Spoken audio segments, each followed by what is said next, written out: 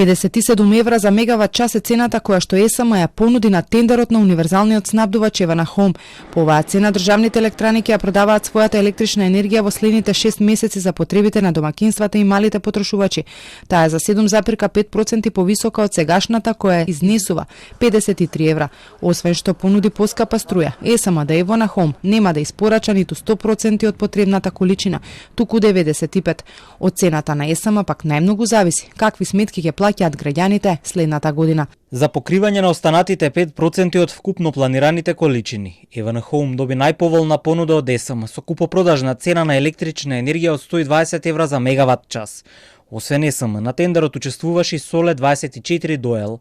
За покривање на загубите на електрична енергија, Електродистрибуција доби најповолна понуда од ЕСМ, и тоа по цена од 105 евра за мегават час.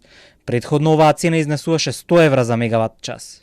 Во крајната цена влегуваат и други параметри. Сега на потек е регулаторна која треба да каже што од барањата на другите енергетски компании, МЕМО, МЕПСО, Електродистрибуција, ќе биде прифатено.